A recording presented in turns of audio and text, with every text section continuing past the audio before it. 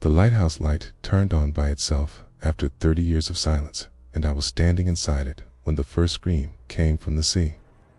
The sound did not travel through the air, but through my bones like cold fingers pressing into my skull.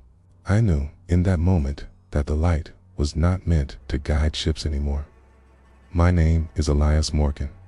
I am a coastal surveyor sent to inspect abandoned structures before demolition. The lighthouse stood on a jagged cliff, far from town, beaten by wind and salt. Locals avoided it and refused to explain why. They only said the light never saved anyone. The interior smelled of rust, wet stone, and old oil. My footsteps echoed upward along the spiral stairs. Every sound felt too loud, like the building was listening. I reached the lantern room just as the sun fell below the horizon. That was when the ancient bulb flickered to life without power. The beam swept across the black water in slow, deliberate arcs. Each time it passed the window, I felt pressure behind my eyes, like something inside the light was watching me back. The logbook lay open on a rotting desk. The last entry ended mid-sentence, written in shaking ink. "They are calling from below the light."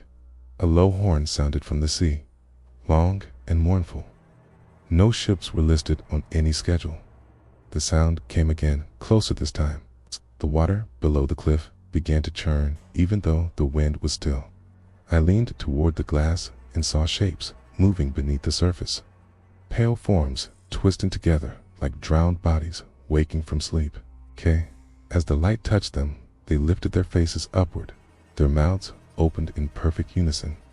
The scream returned louder than before. The stairs behind me creaked. Slow, heavy steps climbed upward, though I was alone. The temperature dropped so fast, my breath turned white. Turned and saw a figure rising from the stairwell, soaked and dragging seaweed behind it. It wore the uniform of a lighthouse keeper. Skin hung loose and gray, and its eyes glowed faintly blue like reflections on deep water. When it spoke, its voice carried the sound of waves breaking inside a cave. The light must stay on. I tried to run past it, but the door slammed shut. The beam intensified, flooding the room with harsh white glare. In the glass reflection, I saw more figures climbing the rocks outside, pulling themselves toward the light. The keeper reached for me. Its touch burned with cold. Images flooded my mind. Ships drawn off course, holes tearing open, screams swallowed by the sea. The light was bait, and the lighthouse was a mouth. The keeper showed me the truth. It was not a guardian. It was a promise. Signal that the dead had found a way home. The horn sounded again directly beneath the tower. The entire structure trembled. Water surged up the cliff, soaking the walls. The keeper pressed its forehead to mine and forced a memory into me. Every keeper tried to leave. Every keeper failed. I grabbed the logbook and hurled it into the lands. The glass shattered and the beam fractured into wild shards of light. The screaming rose into a deafening chorus. The figures outside recoiled, clawing at their eyes. The keeper shrieked and dissolved into seawater that pooled around my feet. The light went out. I fled down the stairs as the tower groaned behind me. I ran until my lungs burned and did not stop until I reached my car. Behind me, the lighthouse stood dark and still, like a dead tooth against the sky. I reported everything. No one believed me.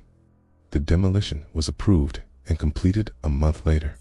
The cliff was blasted and the lighthouse collapsed into the sea. Last night, a thick fog rolled into the harbor. The horn sounded again, long and mournful. Out on the water, a white light began to sweep slowly back and forth. There is no lighthouse there anymore. Something else learned how to shine. If you enjoyed the story, then don't forget to like and subscribe. Thanks for listening.